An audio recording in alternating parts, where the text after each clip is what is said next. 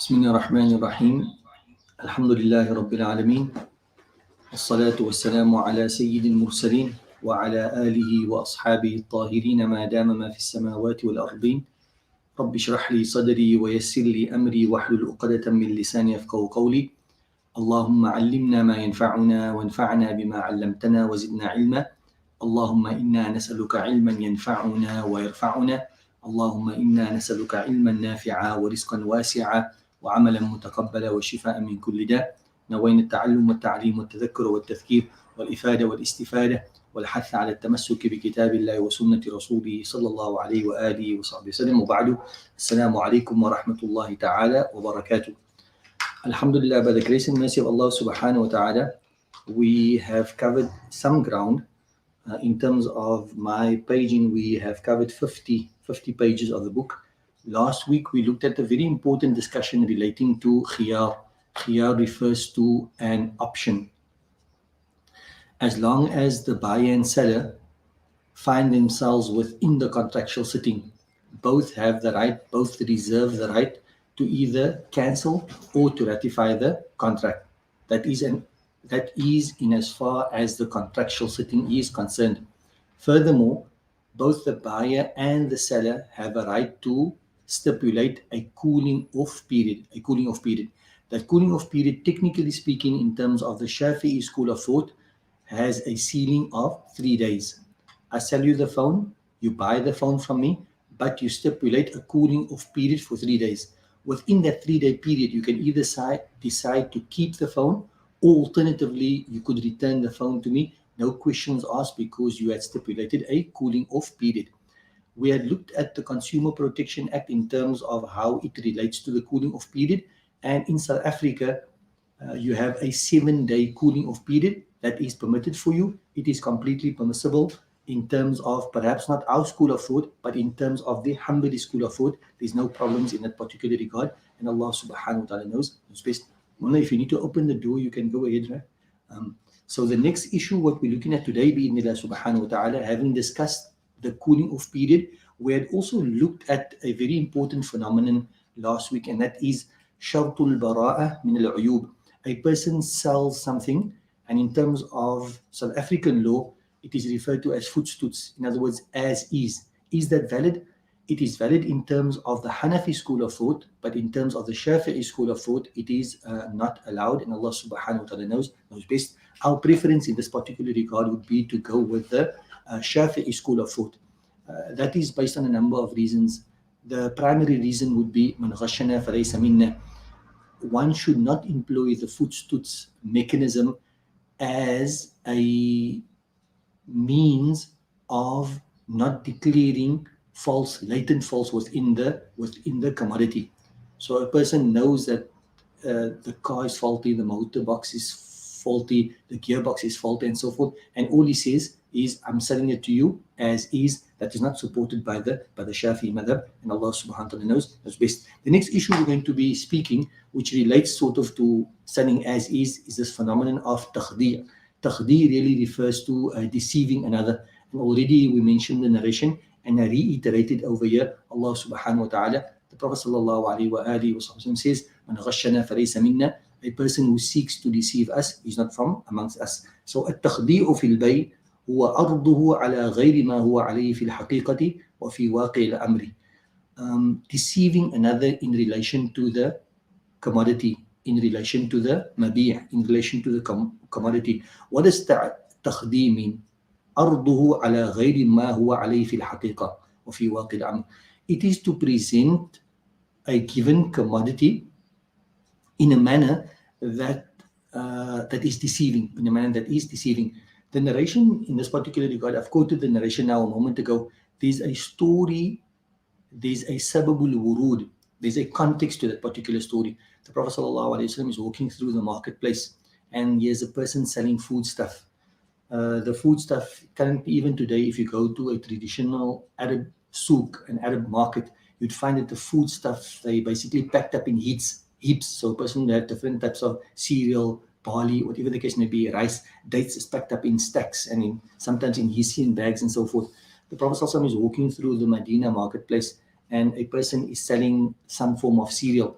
the Prophet ﷺ puts his hand into the heap, and he finds that the bottom of the heap, that the cereal at the bottom is moist. In other words, it is soiled. So the Prophet ﷺ asks the seller, "Ma hada ya sahib al-ta'am?" What is this, O seller of the foodstuff of the grain? He says, "O Prophet of Allah, asabahu al-matar," that those parts that you are feeling now, that is soiled, that is wet.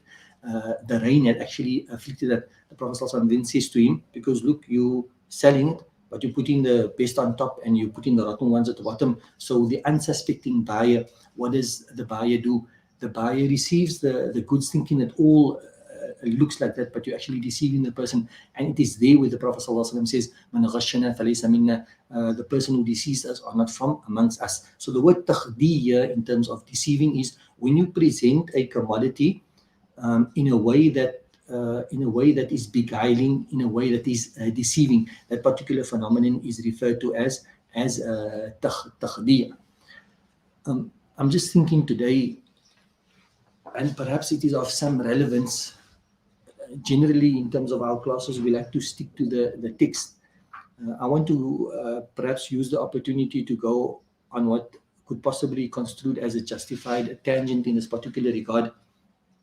And it is a story, it relates very much to the current situation where we are in South Africa. We have just come out of local elections. If you were to look at South Africa as a country, and we want to grow as a country, Allah subhanahu wa ta'ala gives us advice. And the advice which Allah subhanahu wa ta'ala gives us would basically be cornerstones. And these cornerstones need to be in place in order for the country to develop. Let's call them cornerstones of civilization. There was a civilization many centuries ago that was the civilization of Madian, the people of Madian, to whom Allah subhanahu wa ta'ala sent his messenger Shu'aib. If you familiar with the stories of the Quran, when Allah subhanahu wa ta'ala talks to the people of Madian, one of the prohibitions that Allah subhanahu wa ta'ala issues them with would be وَأَوْفُوا الْكَيْلَ وَلَا تَبْخَسُوا النَّاسَ أَشْيَاءَهُمْ, a very, very important phenomenon in this particular regard. But allow me to give you a historical context, and we'll see the importance that Islamic contract law in terms of governing our micro interactions, and our micro interactions actually become macro phenomenon, which basically deals with the economy. So what advice does Allah subhanahu wa ta'ala give on the tongue of Shu'aib in this particular regard? So the historical context would be as follows. Ibrahim alayhi salam, he has two wives, and he has two sons as well. The two sons are Ishaq and Ismail. In terms of them settling in the ancient world, you would find that Ismail, well known to us, he settles in what we refer to as Makkah or Bakka. In the ancient world, it was referred to as Bakka. Allah subhanahu wa ta'ala alludes to that, Inna awwala baytin wudi'a lin-nas lalladhi bi Bakkata, that place in Bakka. So Ismail settles in Makkah. Then Ishaq, he settles in Philistine, Palestine. So Ibrahim alayhi salam has these two sons, and in terms of the ancient world, the one is placed up, if you wanted to, is placed up north in Palestine, and the other one is down south, which is in Makkah. In between this, there's a place called Madian. Now Ibrahim alayhi salam, somehow unbeknown to many of us, had a third wife as well, and her name was Qatura. The historians basically record that. And together they had a son, and the son is called Madian. Madian is settled middle way between Palestine in the north and Makkah in the south. Halfway between that, there's a place called Madian. Centuries later, Allah subhanahu wa ta'ala would send Shu'aib, who's a descendant of Madian, who is the son of Ibrahim. Allah subhanahu wa ta'ala would send Shu'aib. Now, at the time, that the greatest civilization, numerically, would be the civilization that of Madian. I speak under correction, but they would be about 25,000. Now, 25,000 appears to be very little for us, but in terms of the ancient world, it was a very large, a populous area, 25,000. Allah subhanahu wa ta'ala talks to Shu'aib alayhi salam and says, if you want this civilization to grow. Now, what I want you to think about is that currently, you and I, we know where we're at in terms of South Africa, both in terms of our politics, both in terms of our economy. And both in terms of our structure. So I want you to think about those three things. You're thinking about politics, you're thinking about the economy, and you're thinking about the structures within our society. Allah subhanahu wa ta'ala talks to Shu'aib alayhi salam and says, if this civilization were to grow, then your people need to adopt the following. And one of the things which is mentioned is you need to have a thriving economy. And what should the backbone of a thriving economy be? The backbone of a thriving economy should be proper business ethics. Proper business ethics. And when we talk about business ethics, if you just look at the reward that Allah subhanahu wa ta'ala on the tongue of the Messenger sallallahu alayhi wasallam had afforded to a upright businessman, a businessman that has ethics and morals. The Prophet sallallahu alayhi wasallam says that an ethical business person, an honest business person, he will be raised with the martyrs. Now, when you look at the sacrifice that the martyr made, what sacrifice did the martyr make? He made sacrifice of his life and his wealth. Therefore, he gains this great reward in the eyes of Allah subhanahu wa ta'ala. Now, for a business person, an honest business person, to be raised with a martyr who gains that status because he sacrificed his life and his wealth, what does it tell you about what ethics is required from a good business person? So, in order for the civilization to grow, you need a good economy. The backbone of that particular economy must be a good ethical business practice. And that is basically what Shu'aib alayhi salam is telling his people. What does he say? Awful kayla wa la tabakhasu an-nasa ashya'ahum.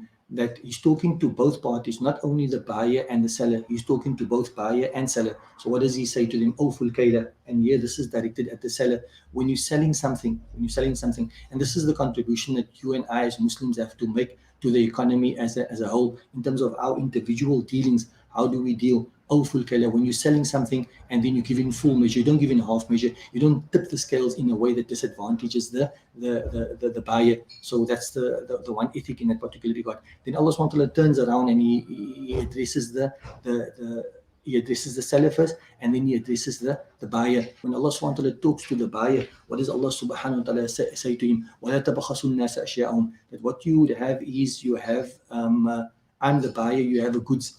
I know the goods of a great value, but I want to get the goods at nothing. So what do I say to you? I tell you, look, there's no market for what you are selling. So I deceive you in that particular regard. And then I say, look, there's no market for the goods, but I'm going to take it off your hands and I give you half the price. So in that particular instruction, which Allah subhanahu wa ta'ala on the tongue of Shu'aib is giving to the people of Madian, Allah subhanahu wa ta'ala is saying, here you have a budding civilization, you have a successful civilization. If you want the civilization to continue to grow, one of the key issues which needs to be looked after would be the economy. And the basis of the economy must be ethical business practice. And that basically brings us to the point here in terms of at-taqdeer. And we look at the example of the Prophet sallallahu alaihi wasallam, where he went to the marketplace.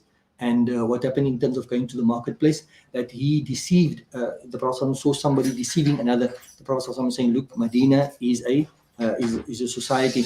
We want this society to flourish. Part of the flourishment would be that the economy must be good. When the Prophet walks through the economy, he sees that he's a business person and he's deceiving. The Prophet says, look, whoever deceives us are not from amongst us. When we look at that particular micro issue, and you sort of like blow it into a macro issue whereby people are behaving in a particular way, when this micro behavior is negative, people are deceiving one another, it becomes a macro issue. And what happens to our civilization? What happens to our country? Our country is brought down to its knees. So this is a very, very, very important point in terms of taqdeer, and that is when on an individual level we deceive one another. This is completely unacceptable. And our individual behavior with one another, that becomes the group dynamic, and we see where we find ourselves in as a country. May Allah subhanahu wa ta'ala protect us in that particular regard. And you clearly see where you and I can make a contribution. Yes, I'm now going to bring it back to you. Cast your vote. Yes, you cast your vote, that's fine. But we're not complacent. We cast our vote and now it's up to the party to decide what to do and what not to do. No, that's not our particular approach. What we're going to do is that we're going to cast our votes, yes, but we're going to place our reliance on Allah subhanahu wa ta'ala. And also we're going to look at وعليكم السلام ورحمة الله وبركاته. مرحبا خذها إلى صفية تنتظرها وهي تلعب معها. تمام.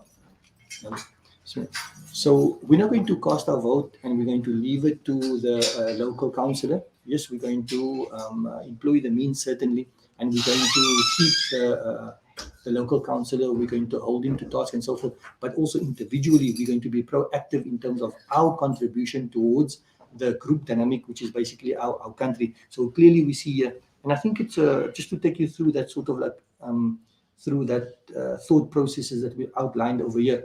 The Prophet ﷺ is in Medina. In Medina, there is a marketplace. The Prophet ﷺ walks through the marketplace. He finds a seller, that this seller is, in terms of his presentation of the goods, he is deceiving a potential buyer. The Prophet ﷺ takes issue with this. Why does he take issue with this? Because when you don't have ethics in terms of the marketplace, what is it going to do? It's going to bring the market down. When it brings the market down, then what happens to the civilization that we're trying to establish? With bringing the market down, you concurrently, together with that, you bring the civilization down. So if the Prophet ﷺ could walk through the marketplace and check a seller in terms of him deceiving a buyer, if anything, we should understand the fundamental and seminal importance of our contract law and our interactions with one another, and this should be based completely on integrity. To just and something anecdotal, we had one of our respected teachers who's still very much alive. There was a time where he didn't enjoy the best of health, but alhamdulillah, he's enjoying very good health these days. A person not unknown to you, Mln Muhammad, hafidahullah wa ra'ah. It's like impossible to. It's like very difficult to buy something from Mln Muhammad, and it's very difficult for him to sell it, because if he's going to sell you something, it's almost like he doesn't want to sell it, because he's going to mention to you, this is wrong, that is wrong, this is wrong, that is wrong. At the end of the day, you're going to think to yourself, hey, there's nothing really wrong with but because he's so preoccupied with wanting to actually make sure that you know exactly what you're buying, you know all of the pros and you know all of the cons. You can sometimes focus so much on the cons that you're thinking that you're going to buy yourself into a problem over here, whilst the reality is not really that. So rather one has, I wouldn't say rather one has that, but that gives you an idea also to which degree and to what seriousness our scholars attach this whole idea of man ghashana falaysa minna. On the other extreme, you find people that would actually employ the footstoots. Myself, I'd like to be like how can I say, almost like a stone Shafi in this particular regard, really sticking to the idea that, look, if you don't know of a defect, then you say, look here, up until this point, I know that this is a problem, that's a problem, but other than that, I'm selling it to you as is, because anything can go wrong. That I can understand. But if you know that there's a number of things wrong with the item, for example, I got this at the Mini Pro now, I think it's my duty to tell you that, look here, the one socket is maybe not working, and I can also tell you, look here, sometimes it's temperamental, because it goes on but it doesn't switch on immediately, which may very well, but otherwise it's working fine. I'm currently using it now and we don't have any issues with it. But it's very important that we have this type of ethic going around when we're selling things to one another, particularly if you consider all the ahadith that we mentioned at the beginning. Mln Muflis, who is the bankrupt person, akala malaha, they consume the wealth of another person by selling him something that the person was maybe. And the Prophet ﷺ, we know from a general perspective that I listened to one talk, and sorry to use this vernacular term or colloquial term, he says, the underdog. If you look at certain aspects and you highlight it, then you'd find the Prophet ﷺ was always almost thought like with the underdog. You'd find one guy, yes, he was like, what do we say in Cape Town? Maybe we say colloquially, and again, sorry for some people might appreciate and understand, but others, like to keep the class very formal. But for those who to facilitate a greater degree of understanding, to use some vernacular terms, the person was, they say, he's fak, like in Arabic, he's sleepy, So this person was like that. So he's like really an underdog. So he said, oh, Prophet of Allah, whenever I buy something, then I'm deceived. The Prophet says to him, look, whenever you buy something, they say, la khilaba. I shouldn't be deceived in this. I may not know now, but I might come to discover that, look, I'm being deceived in this. I'm paying more than what I'm supposed to. So this is a very, very important and very strong principle within Islamic contract law and the ethics of the matter, that, when you're selling something that and you know of a defect, then the defect should be disclosed. And we shouldn't consciously deceive people, number one. And number two is that if we know of a defect, we must disclose it. It's really very weighty from the Prophet ﷺ, who was sent as a mercy unto mankind, when he sort of like denounces a person. And on what basis does he noun the person? Because the person seeks to deceive another in terms of trade. The Prophet ﷺ says, "Man khashana falaysa minna." That's, I mean, like really heavy coming from the Prophet ﷺ.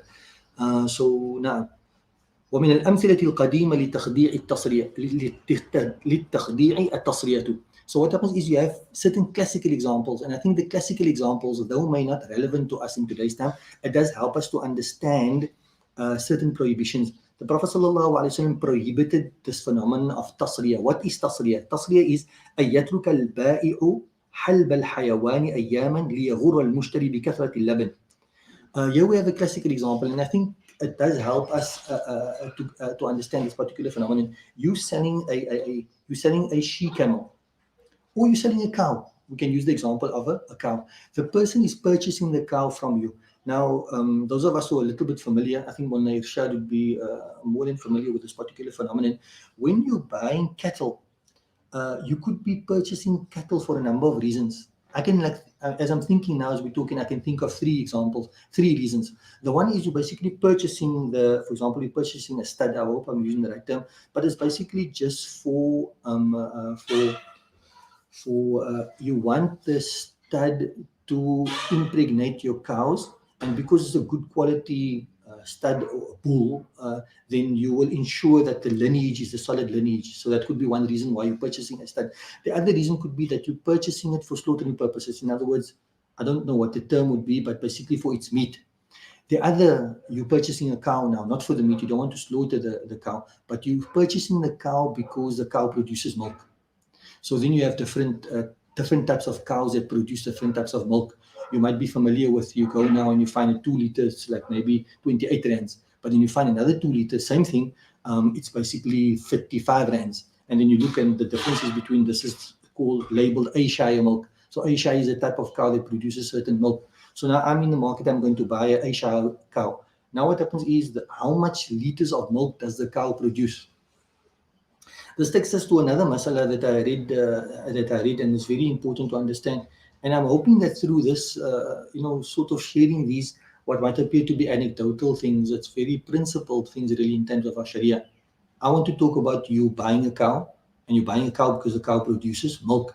So you're going to milk the cow. So how much milk does the cow produce? Our scholars say that I don't remember the ruling exactly.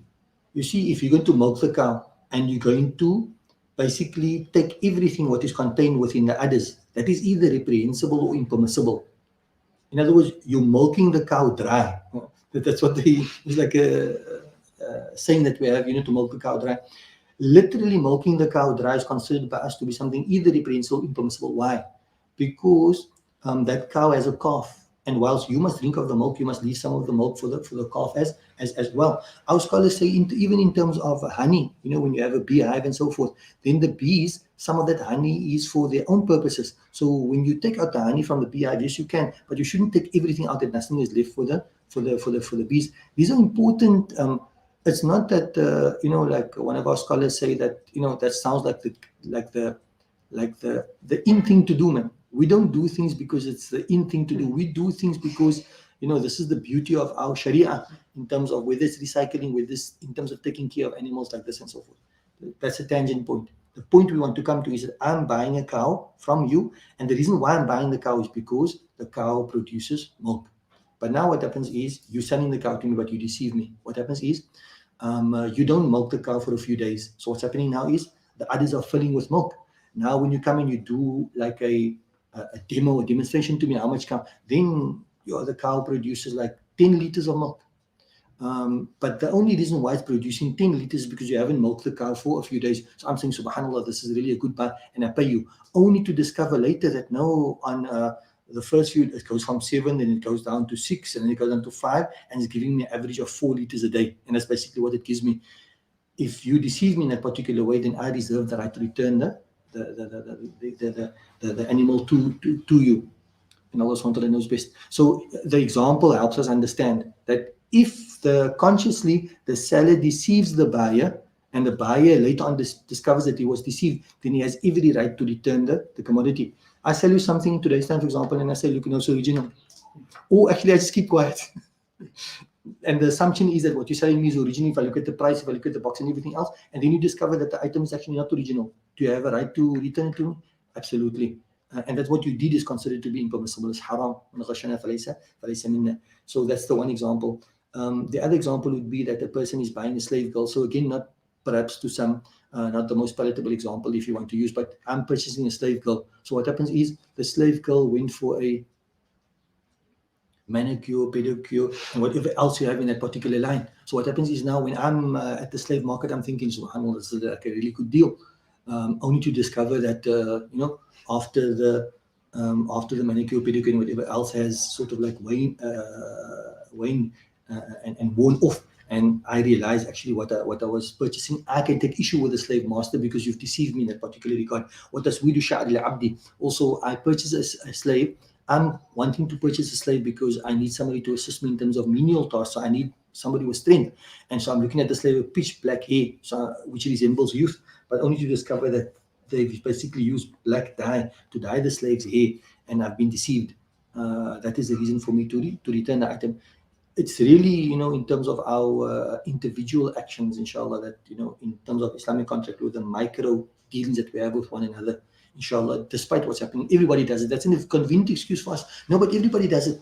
We know that we're consciously doing something wrong, and our justification, no, but everybody does it. Everybody sells like that. I won't be able to make it. No, you and I as Muslims, like we stand out in many other aspects, we should actually be standing out in this particular regard, particularly in today's time. People don't see us worshipping, people don't see perhaps even the charity you do and so forth, but they witness firsthand the way you interact, the way you deal, the way you sell. They might be buying something from you, and you're selling something on Facebook Market, for example, and you sell, that is like a really good da'wah. Speaking in that particular regard, ad-dinu an-nasiha. Again, I wouldn't say the sababul wurud, but what we find in hadith is that, the narrating companion, you would find would be, some scholars like push this point home in terms of an Islamic legal theory principle. They say that he would have the better understanding of the narration because he's narrating it. That's like one aspect. It's an arguable aspect, right? But the other aspect would be that the one who narrates the hadith, you'd find him most particular in terms of practicing upon the narration. So there was one companion, he narrated ad-dinu an-nasiha. It is said that on one occasion he had like a horseman, and he had his slave as an agent to sell the horse. The slave went to go sell the horse and got like a really good deal for the horse. So he came back and said, look, I sold the horse and this is the money I got. So he was ad-dinu nasiha. Look, I got, I got a really good deal for it.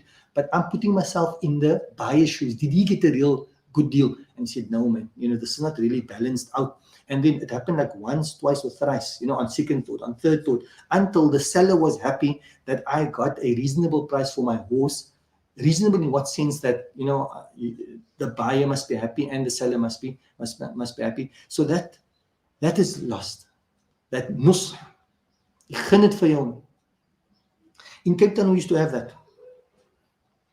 10, 20, 30 years ago, I'm getting very old, so I must extend that period now, 50 years ago, or maybe a bit more than that.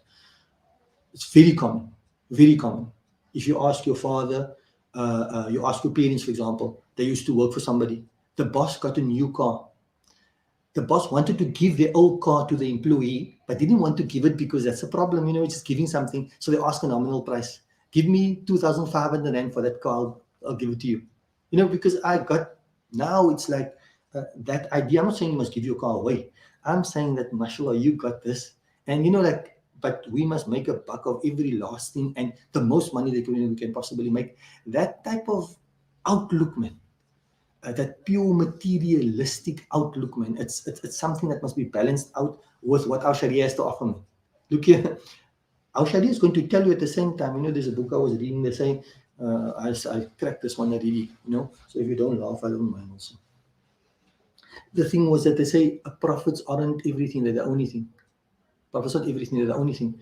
Murabaha, that's the whole idea, but otherwise you must open a charity. Our scholars are telling you that. So yes, there is an idea of, when business is business, there is that particular principle, but it must be balanced out by just that sense of goodwill, and that we can, we really think in the best interest of the next person as opposed to just thinking about ourselves. And that is what is meant when the Prophet ﷺ says, ad-dinu an-nasiha, it's goodwill for everybody, man. Not only from my side, it's goodwill from my side. And then the economy, as we see it going around, it's what do we support? What do we support? We don't support the capitalists, it's not but we support, if you wanted to, in today's terminology, they say conscientious capitalism, which means you're making your money, but you're also conscious in terms of the way you make your money. You're not only worried about your money that you're making, you're worried about the environment. Before you worry about the environment, worry about the guy who's buying the thing from you. Like, does he know what's he buying? And tell him it's it's an aftermarket thing, it's a demo, it's a fake actually. I know it looks like the original, but it's actually a fake, or this is that, not in a way that, that the person doesn't want to end up buying it, but that's basically the spirit in terms of this particular regards. From Allah grant us the tawfiq in this. And for me, the worst thing about this is, and I'm sure you can relate with me, if you were fooled, if you feel you were duped, right? What happens? Then you don't say I curse you. Okay, some of us will maybe curse the person, but what do you feel in your heart, man? What do you feel in your heart? You feel done in, man. And let's say you were genuinely done in. What happens then? اتق دعوة المظلوم فإنه ليس بينه وبين الله حجاب. If you feel like done in, man, then ويدعو الإنسان بالشر دعاءه بالخير. That the person will basically pray against you, and where are you going to get blessings now from that? You can maybe legally say, yeah, I sold it to you as is, and I'm covered in the certain other. And that's a Western problem that we actually have, because you feel you're okay as long as you're covered. Covered means you put all the right mechanism in place that you can't get caught. Allah khata you fam buta. And that's very important for us to keep in mind, that look here, you take me to a court of law, I'm covered. I'm covered by everything. Even the Consumer Protection Act can't, get me into a box. But there will come a time where, there will be لَيْسَ بَيْنَكَ وَبَيْنَ اللَّهِ حِجَابٌ وَلَيْسَ بَيْنَكَ وَبَيْنَ اللَّهِ تَرْجُمَانٌ. And Allah will put you there, and you're going to have to answer for. And there's certain things Allah says, look here, I can forgive you for your prayer and everything else, but when it comes to that, I can't really do anything about it. So we come to this particular situation, and today say, وَقَدْ تَفَنَّنَ النَّاسُ فِي أَيَّامِنَا هَذِهِ. People have become expert in our times. فَزَادُوا عَلَى طَبِيعَةِ غَرَرِ مَتَاعِ الدُّنْيَا غَرَرًا وَاللَّهُ الْمُسْتَعَانِ. So the world, Allah SWT has really classified the world as a deception. Basically, like they say again, boe blink but onestink. That's the nature of the world. But what we've taken actually a step further, that already the world is a form of deception. We've just added layers to that particular deception. ولو أردنا استقصاء أصناف الغرر والغش ولا أقول أمثلة ذلك لطال بنا الكلام فنكتفي بذكر البعض فمن أصناف الغش والغرر.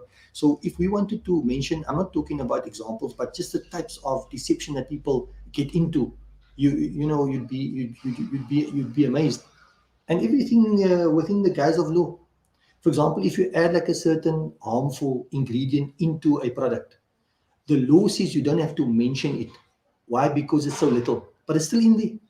We have, like, for example, bread. People are now saying that in a certain type of bread, there's a certain type of poisonous substance. The reason why they put it in there is for the longevity of the bread, so you can make money. But ultimately, in the long, that's harmful for the customer. But you don't even have to. I'm just saying arguable. I'm not saying this is the case, but you don't have to mention it on the label of goods. Why? Because it's below a certain thing. That is like ethically just not right. And Allah SWT knows best. Bay'ul muzayyaf ka'annahu al-asli. So the first type is like a genre. We have types like you think of university, and instead of deception, we have like faculties of deception.